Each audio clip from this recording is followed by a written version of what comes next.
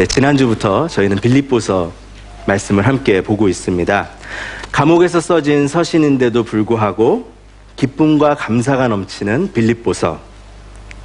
감금되어 있었고 사슬에 매여 있었던 그 사도 바울이 감옥 밖에 있는, 자유 가운데 있는 사람들을 오히려 위로하고 감사와 기쁨을 전하는 그 빌립보서. 그 기쁨의 원동력이 무엇인지를 지난주에는 함께 보았습니다.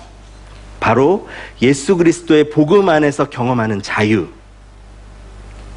복음은 바울의 삶에서 도저히 풀 수 없었던 것들을 풀어냈습니다. 죄에서부터 자유케 했고, 심판에서부터 자유케 했고, 죽음으로부터 자유케 했습니다. 그래서 바울은 매여 있었지만 그 매임이 아니었습니다. 오히려 그 안에서 더 풍성한 풀림을 경험했습니다. 자유를 경험했습니다. 바울은 무엇인가를 해내서 하나님을 기쁘시게 해야 된다라고 생각을 했었는데, 하나님이 이미 그리스도 예수 안에서 자신을 기뻐하신다라는 것을 발견한 거예요. 그래서 그 은혜를 누리며 살아가기 시작했고, 그 은혜가 모든 하는 일의 엔진이 되었습니다. 그래서 바울은 그 자유를 전하는 그런 서신을 남겼는데요. 또한 또 지난주에 저희가 함께 본 포인트가 뭐였냐면은, 바울은 예수 그리스도의 복음을 전하면서 자신은 매여 있었지만 복음은 매이지 않는 것을 경험했습니다. 그래서 감옥 가운데 있었지만 복음은 계속해서 전진했습니다. 복음은 어둠 가운데 있는 사람들을 자유롭게 했습니다. 복음은 사람들을 풀어주었습니다. 그래서 자신은 매여 있었지만 복음은 매이지 않는 것을 경험한 바울. 그것을 보았는데요. 로마에 갇혀 있었을 때 이 일은 계속되었습니다. 그래서 오늘 저희가 읽은 12절부터 18절까지의 말씀은 이 일에 대한 자세한 간증입니다. 지난주 말씀에서 바울이 시위대, 즉 로마의 친위대에 묶여 있는 것이 군인들과 함께 이제 묶여 있는 거라고 이제 말씀을 드렸잖아요. 근데 바울은 멈추지 않고 계속해서 복음을 그 안에서 전했던 것 같습니다. 그래서 13절 말씀을 보시면 예수님에 대해서 시위대 전체가 알게 되었다, 이렇게 이야기를 합니다. 또한 빌립보서 4장 22절의 말씀을 보시면 이렇게 말씀합니다. 모든 성도들이 너희에게 문안하되 특히 가이사의 집사람 중 몇 명이니라, 이렇게 얘기합니다. 그러니까 가이사는 그 당시 황제를 칭하는 이름이었습니다. 그러니까 복음이 그 시위대 안에서 전해졌을 뿐만 아니라 황제의 집까지 복음이 넘어간 것입니다. 그래서 믿는 사람들이 나온 거예요. 그리스도인들이 나온 거예요. 놀라운 일이 일어났습니다. 바울이 복음을 위해서 매이는 삶을 살았는데 이 삶이 전염되기 시작합니다. 빌립보서 1장 14절의 말씀인데요. 함께 읽어보도록 하겠습니다. 시작. 형제 중 다수가 나의 매임으로 말미암아 주 안에서 신뢰함으로 겁없이 하나님의 말씀을 더욱 담대히 전하게 되었느니라. 믿음의 사람들이 바울이 시위대 안에서 일어나는 일, 또 그 바깥까지 복음이 넘어가는 것을 듣고 겁없이 복음을 전하기 시작했습니다. 전염이 된 거예요, 사람들이. 그래서 감옥 바깥에 있는 사람들도 복음에 매이는 일에 동참하기 시작했습니다. 물론 가슴 아픈 일도 있었습니다. 다 잘 된 것은 아니에요. 이 복음을 전하는 사람들 중에서 바울과 함께 신실하게 동역하는 사람들도 있었지만 바울을 시기하고 경쟁의 마음으로 복음을 전하는 사람들도 있었습니다. 하지만 바울은 이거를 초월했습니다. 그래서 18절에 이렇게 말씀하고 있습니다. 그러면 무엇이냐? 거칠애로 하나 참으로 하나 무슨 방도로 하든지 전파되는 것은 그리스도니 이로써 나는 기뻐하고 또한 기뻐하리라. 자신을 미워하고 괴롭게 하려는 사람들이 있는데도 불구하고 바울은 복음 안에 기쁨을 빼앗기지 않았습니다. 그래서 오늘 말씀도 지난주에 이어서 이 복음 안에 있는 기쁨의 비밀, 이 능력을 좀 함께 더 자세히 보도록 하겠습니다. 여러분, 오늘 누군가가 여러분에게 찾아와서 무엇을 위해서 사십니까? 라고 이렇게 물어본다면 어떻게 대답하시겠습니까? 저희가 모든 사람들이 똑같은 대답을 하지는 않을 거예요. 어떤 사람들은 가족을 위해서 헌신적으로 사시는 분들은 나는 가족을 위해서 삽니다. 이렇게 대답하는 분들도 있을 것입니다. 또 어떤 분들은 이렇게 유명해지고 자신을 알리기를 원하는 사람들은 내 이름을 알리기 위해서 살아갑니다. 이렇게 얘기하는 분들도 있을 것입니다. 또 어떤 분은 농담 반 진담 반으로 세계 평화를 위해서 살아갑니다. 뭐 이런 얘기를 하실 분들도 있으실 것이고요. 예전에 제가 그 한국의 TV 프로 중에 하나를 본 게 있어요. 그러니까 시골에 계신 어르신들을 찾아가서 이제 만나는 프로그램이었는데, 그 프로그램에서 리포터가 이제 좀 재미로 물어본 것 같은데 이렇게 물어본 거예요. 요새 무슨 재미로 사시냐고, 어떻게 사시냐고 그랬더니 그 어르신이 아이고 죽지 못해 살아, 그렇게 대답을 하시더라고요. 그래서 삶의 이유가 이렇게 사람마다 다 다를 수가 있는 것입니다. 여러 가지 대답들이 나올 수가 있는 거죠. 여러분 어떠십니까? 오늘 만약에 누군가 와서 여러분에게 무엇을 위해서 살아가십니까?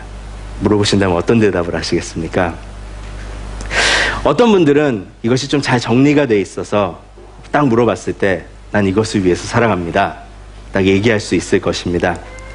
또 어떤 분들은 매번 대답이 다르거나 이것에 대해서 그렇게 진지하게 생각을 안 해보고 살아가는 경우도 있습니다.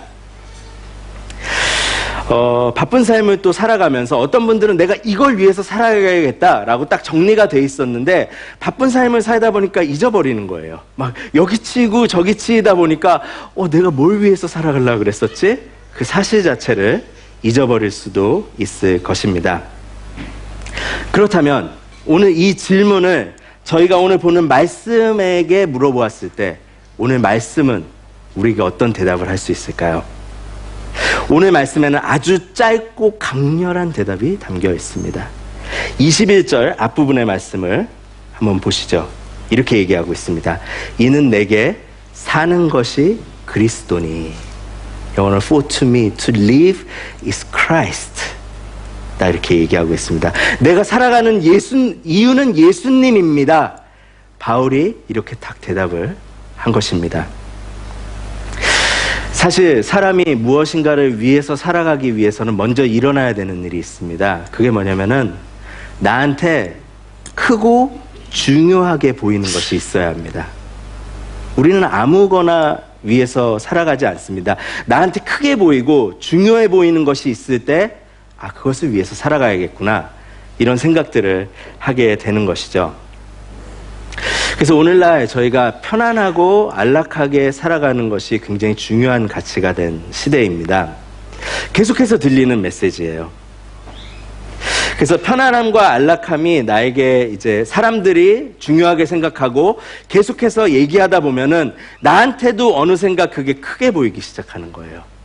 그게 중요하게 보이기 시작하는 거예요. 그러면은 내 안에 중요한 가치로 딱 자리를 잡는 것입니다. 또 물질주의가 아주 중요한 세상이 되었습니다. 돈이 최고인 세상이 되었습니다. 근데 생각해 보면은 돈을 처음부터 그렇게 사랑하는 사람들은 많이 없습니다. 오늘날 많은 사람들이 돈을 위해서 살아가는 것은 삶에서 돈이 중요하게 보이고 크게 보이는 일들을 계속해서 경험하기 때문입니다. 돈이 없었을 때 겪었던 서러움과 어려움이 크다면은 돈은 더 크게 보이는 거죠. 더 중요하게 보이는 거죠. 많은 분들이, 또 많은 우리들이 가족 중심으로 살아갑니다. 가족을 사랑하고 서로를 섬기는 것은 굉장히 중요한 것입니다. 하나님께서 기뻐하는 것입니다. 하지만 이것이 점점 더 크게 보여서 그거에 완전히 딱 둘러싸버리게 되면은 가족만이 중요한 가치가 되는 거예요. 하나님은 그거를 기뻐하시지 않으십니다. 왜냐면은 나의 가족만을 위해서 살아가게 되면 다른 사람들을 전혀 배려하지 못하는 그런 가정이 되어버리기 때문입니다. 그것은 굉장히 불행한 끝으로 치닫기 때문입니다. 그래서 하나님께서는 우리 가정을 건강하게 사랑하기를 원하시지만 우리 가족만을 위해서 살아가기를 원하시지 않으십니다. 여기서 한 발짝 더 들어가서 개인주의, 저희 삶의 보편적인 가치가 이미 되어버렸습니다. 나만을 위해서 살아가는 것.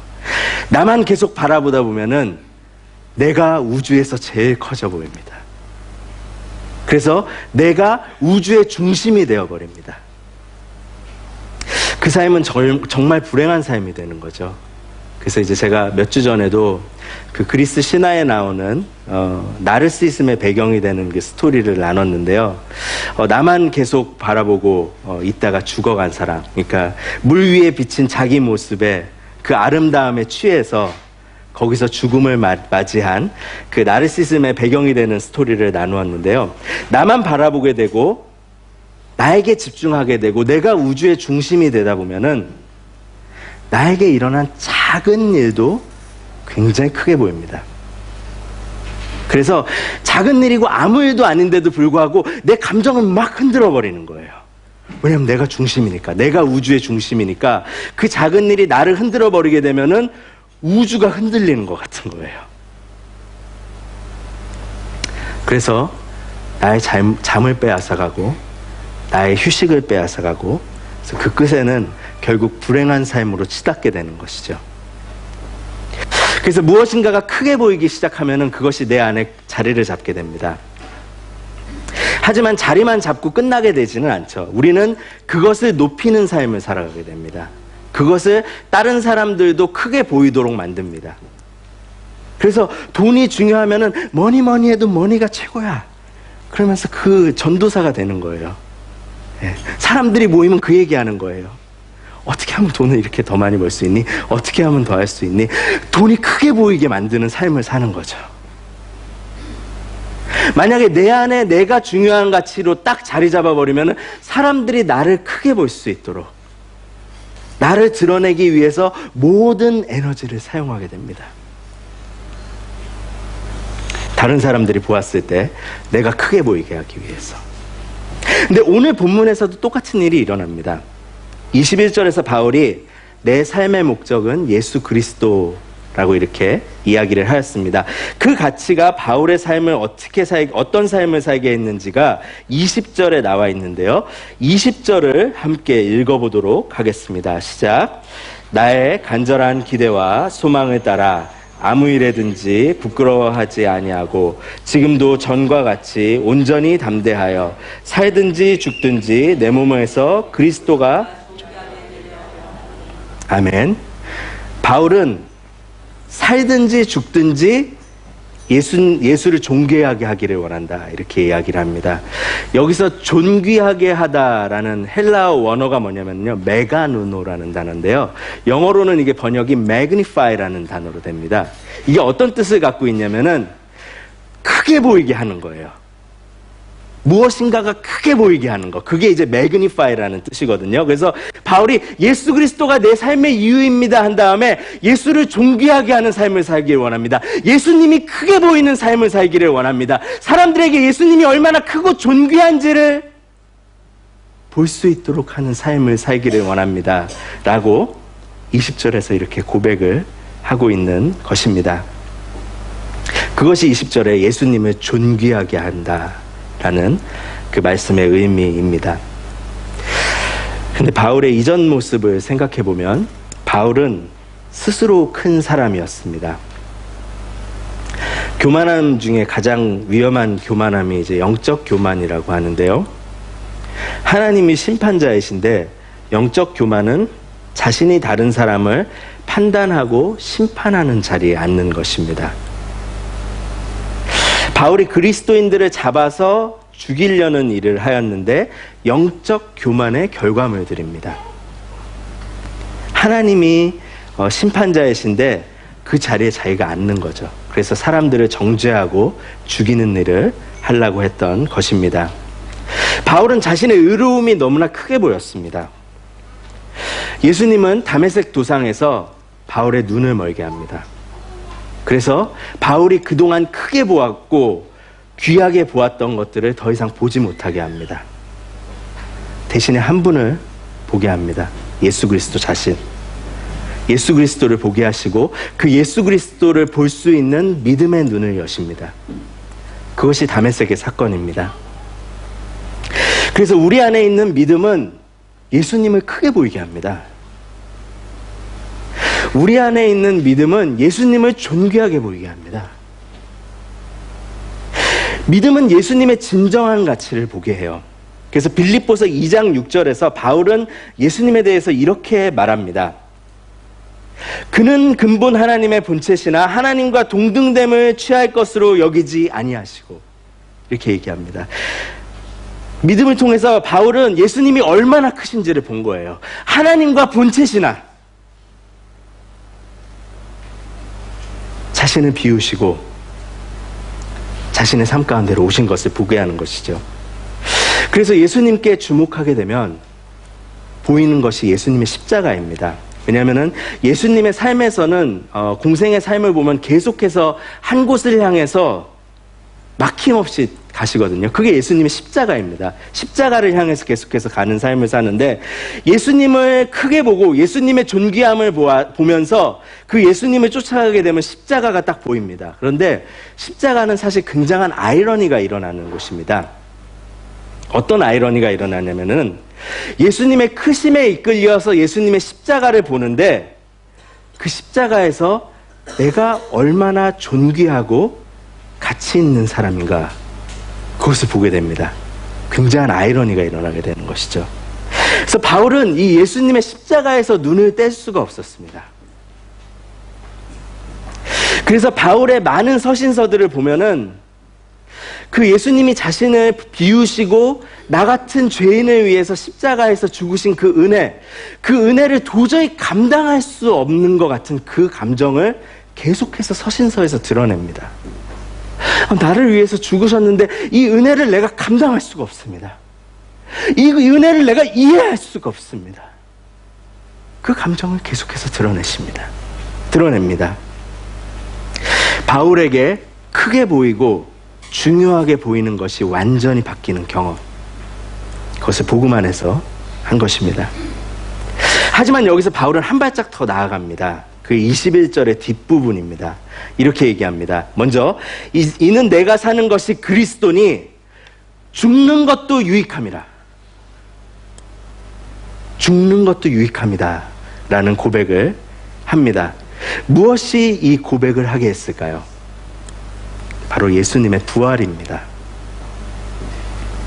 바울은 예수님이 살았던 시대에 살았던 인물입니다.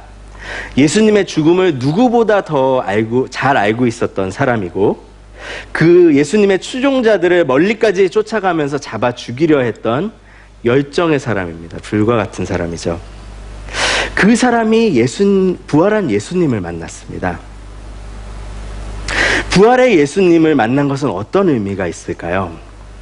예수님이 부활하시고 눈으로 그 예수님을 본 많은 증인들이 있었습니다. 그 사람들에게 부활한 예수님은 어떤 의미였을까요? 그들은 부활한 예수님을 보면서 영생의 실체를 눈으로 본 거예요. 죽음을 이기신 그 능력을 눈으로 본 거예요. 죽음 후에 영생이 있구나. 그 영생이 눈으로 확 들어온 거예요. 그것이 부활의 증인들이 본 예수 그리스도입니다. 죽음은 모두를 올가매는 능력이지만 부활은 죽음을 무력화시키고 영원한 생명을 향해서 그 눈을 확 띄었습니다. 이번 주에 또 공교롭게도 제자반에서 예수님의 부활에 대해서 공부를 했습니다. 그래서 제가 질문했습니다. 여러분, 만약에 부활한 예수님을 자신의 눈으로 오늘 봤다면 여러분 어땠을 것 같습니까? 이렇게 해서 이제 나누는 시간을 좀 가졌습니다. 한 분이 이런 얘기를 하셨습니다. 죽음이 두렵지 않을 것 같네요.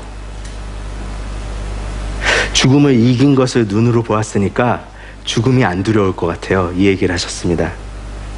근데 옆에 한 분이 이 말을 하셨습니다.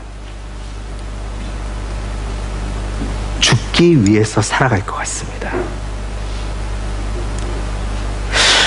참 그 순간에 딱 고백을 했는데요. 이거는 우리가 할 수 없는 고백이라고 생각합니다.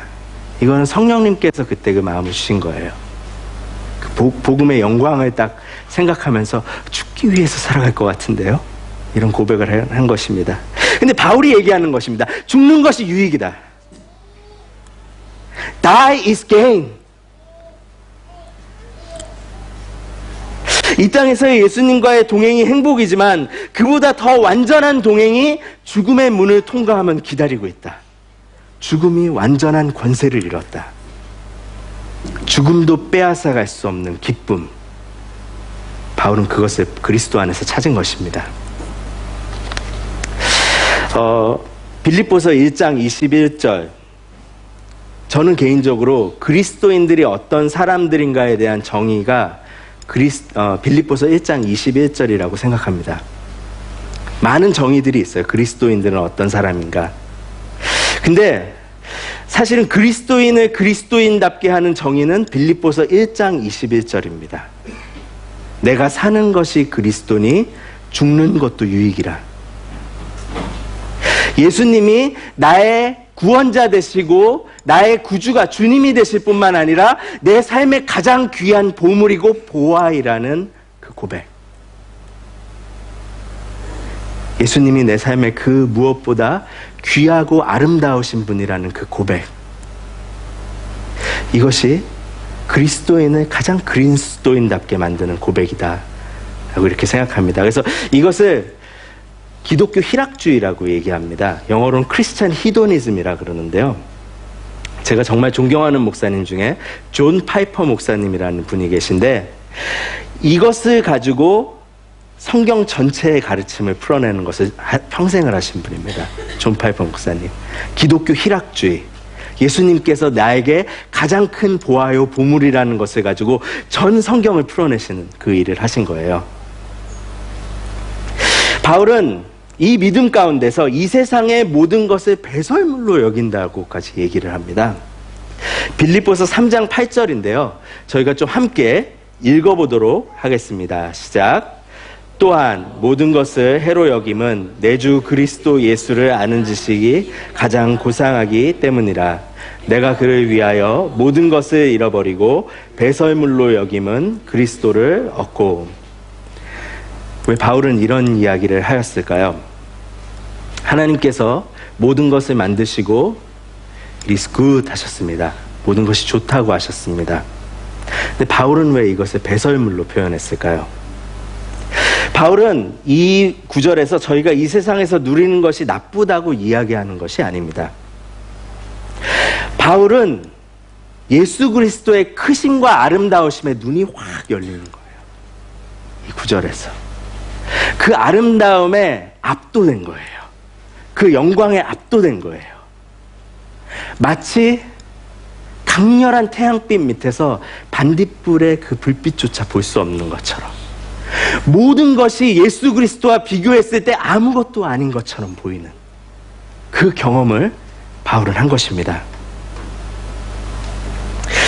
이 비밀을 깨달은 믿음의 사람들은 지난 2000년 동안 또 오늘도 자신의 모든 것을 아낌없이 드렸습니다. 그리고 말했습니다. gain, 이득이야. 내가 그리스도를 얻을 수 있다면 이득이야. 예수 그리스도 그분을 크게 보이게 할 수 있다면 어떠한 것도 내 삶의 이득이야 라고 이렇게 고백을 했습니다. 2주 전에 그 오일교회 김한규 목사님께서 오셔서 마태복음 20장 1절부터 16절의 말씀을 가지고 설교를 해주셨습니다. 스토리는 그거였었죠. 오전 9시, 12시, 또 오후 3시, 오후 5시에 이렇게 일꾼들이 왔는데 어느 시간에 왔든지 한 데나리온을 품삯으로 받은 그 말씀을 얘기를 해줬습니다. 그래서 여기서 그 포도원의 주인이 품삯을 주는데 이 포도원의 주인이 하나님이신 거죠. 그래서 하나님은 긍휼과 은혜가 풍성하신 분이시고 약속한 한 데나리온을 신실하게 주시는 분이시다.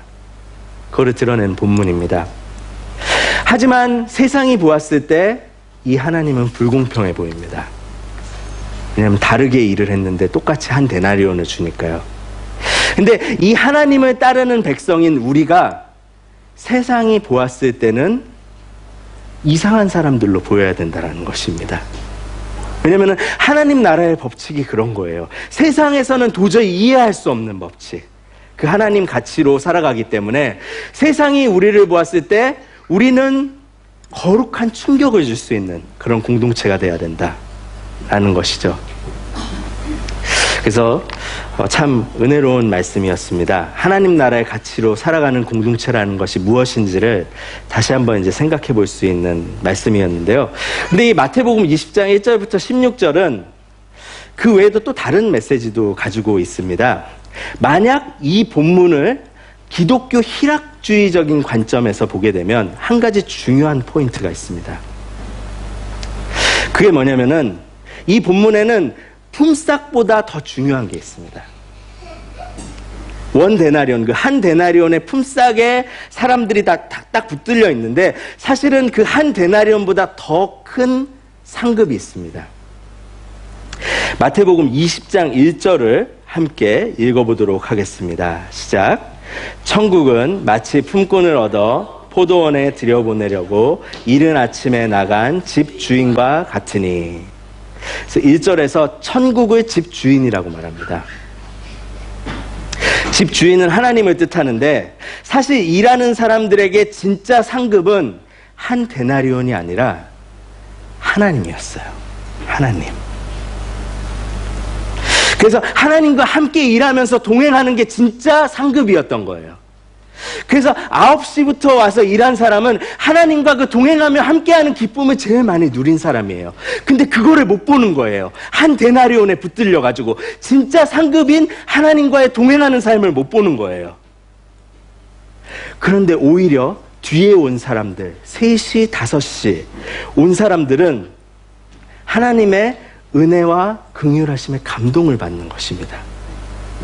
그래서 하나님과 함께 했던 그 시간을 누리기 시작하는 거예요. 그거를 기뻐하기 시작하는 거예요. 그 동행으로 인해서 만족하기 시작하는 거예요. 그래서 이게 바뀌는 일이 일어납니다. 그래서 먼저 온 사람들이 나중 온 사람들보다 상급을 더 못 받아요. 진짜 상급이신 하나님과의 동행을 못 누려요. 근데 나중 온 사람들은 먼저 온 사람들보다 시간도 짧은데 그 하나님과의 동행과 은혜의 감동을 막 경험하는 거예요. 그래서 먼저 온 자가 나중 돼버리고 나중에 온 자가 먼저 돼버려요. 이 역전이 팍 일어나는 거예요. 진짜 상급을 보지 못했을 때 이 일이 일어났습니다. 그래서 하나님의 임재는, 하나님과의 동행은 저희 삶의 가장 큰 복입니다. 창세기 15장을 보면은 아무리 아들을 기다려도 아들을 주지 않는 그 조급함에 아브라함이 되게 조급해합니다. 그때 하나님께서 창세기 15장 1절에 이런 말씀을 주셨습니다. 이렇게 말씀하셨는데요. 이후에 여호와의 말씀이 환상 중에 아브라함에게 임하여 이르시되 아브라함아 두려워하지 말라. 나는 내 방패요 너의 지극히 큰 상급이니라. 하나님께서 얘기하는 거예요. I am your great reward. 내가 너에게 큰 상급이다. 우리에게 사명이 있습니다. 아브라함은 사명을 받은 사람이에요. 큰 민족을 이루고 약속의 땅에 가서 하나님의 통치 가운데 살아가는 그 하나님 나라의 모형을 보여줄 약속을 받은 사람이었습니다. 하지만 그것보다 더 중요한 게 있다고 말씀하시는 거예요. 내가 너의 큰 상급이다. 하나님 바로 자신이 굿뉴스이다. God is the gospel. 하나님이 복음이다.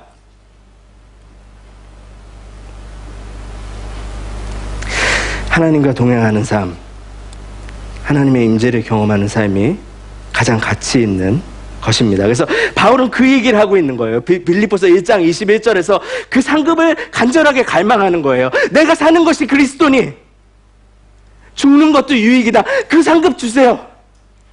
그 상급 주세요. 하나님과 동행하는 그 삶 저에게 주세요. 제가 그걸 원해요. 죽음도 괜찮아요. 그거 주세요.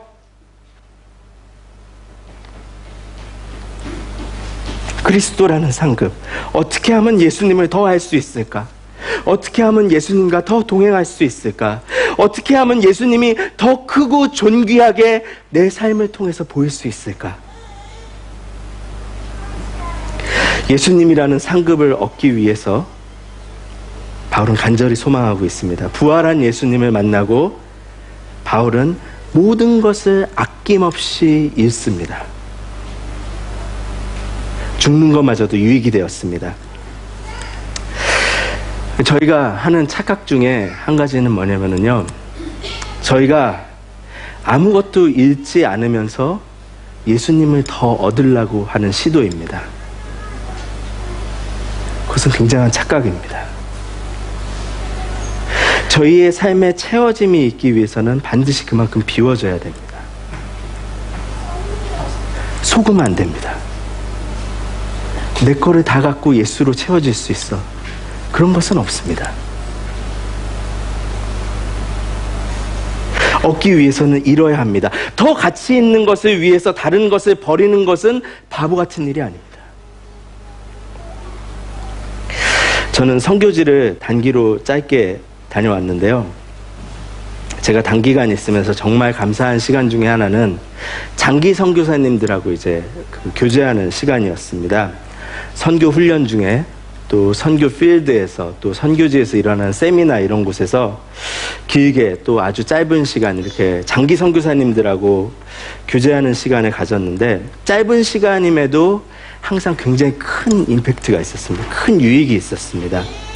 대화하고 교제하면은 그분들의 삶에 비합리적인 결정들이 굉장히 많습니다.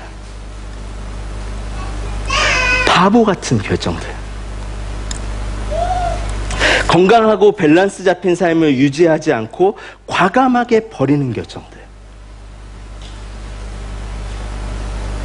자신의 삶을 드리고 자신의 가족들과 자녀들의 편안함을 포기하고 자신의 건강과 맞바꾸는 굉장히 바보 같은 결정들. 근데 그곳에는 거룩한 이유들이 대부분 있었습니다.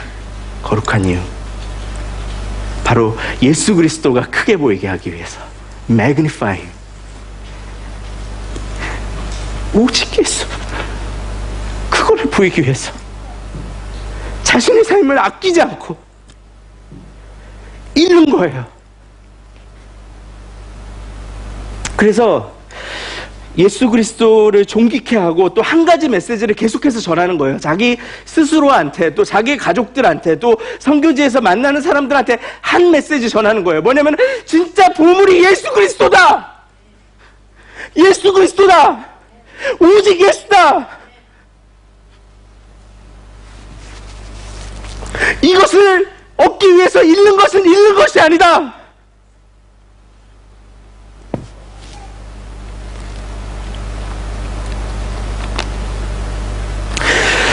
그래서 선교단체 외계 설립자인 C.T. 스토드 선교사가 계셨는데, 자신의 전생애를 바쳤을 뿐만 아니라 식인종이 기다리고 있는 아프리카로 홀로 떠나야 했습니다. 그래서 떠나시기 전날에 한 젊은이가 와서 물은 거예요. 왜 이렇게 바보 같은 삶을 사십니까? 왜 그런 삶을 택합니까? 그러니까 스토드 선교사가 이렇게 대답했습니다.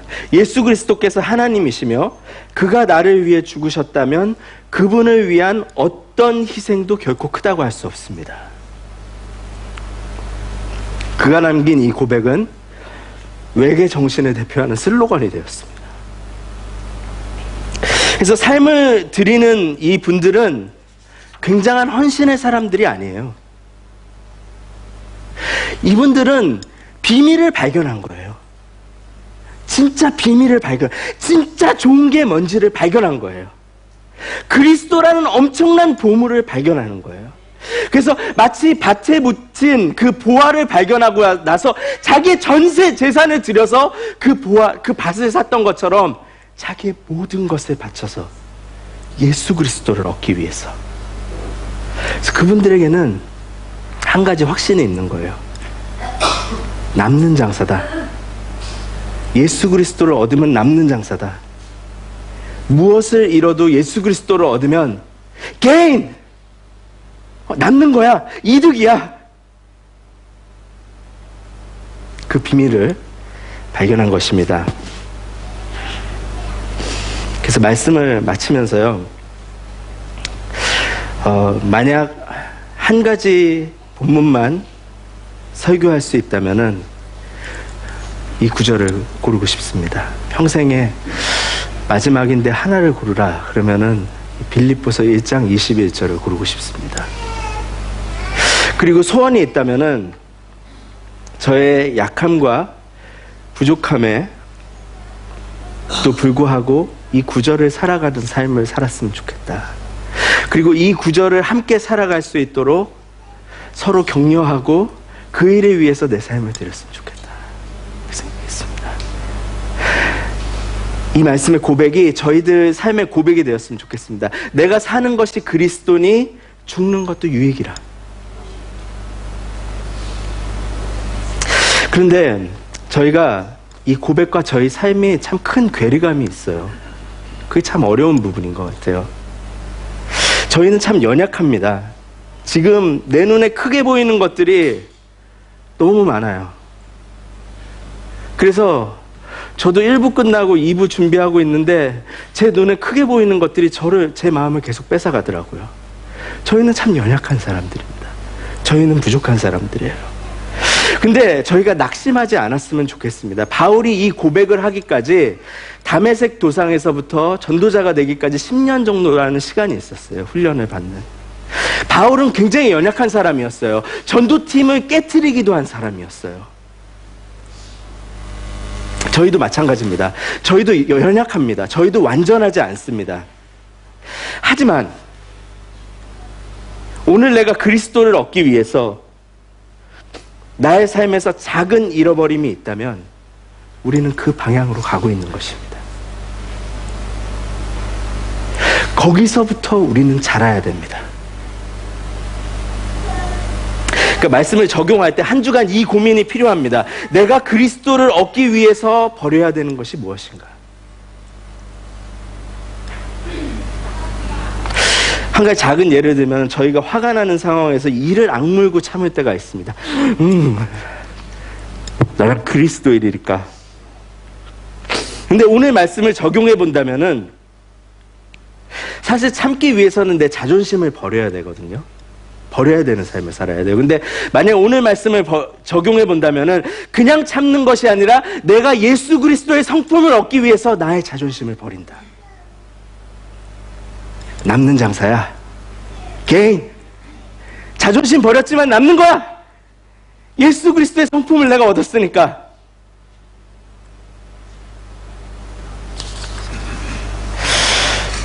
저희 제자반 중에는 어린 아이들이 있는 부모들이 많이 있습니다.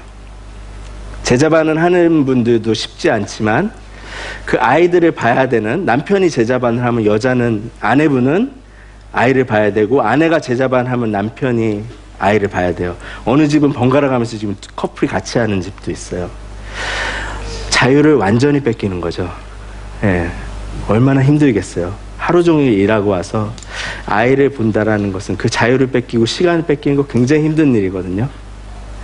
그럼에도 우리 가정이 예수를 얻을 수 있다면 남는 거야. 개인. 이득. 남는 장사. 여러분, 예수님을 얻기 위해서 한 주간 내가 무엇을 이룰 수 있겠습니까? 그것을 찾아가십시오. 거기서부터 시작입니다. 그리고 예수 그리스도를 믿음의 눈으로 보십시오. 그 아름다우신 분, 그 크신 분, 그 크심과 그 존귀하심과 그 아름다우심에 완전히 매료되십시오. 그리고 버리십시오. 그리스도를 얻기 위해서라면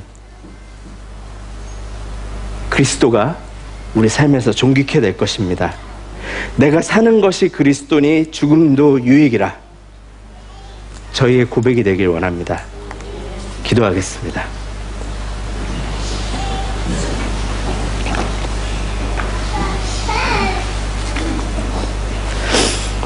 하나님 감사합니다.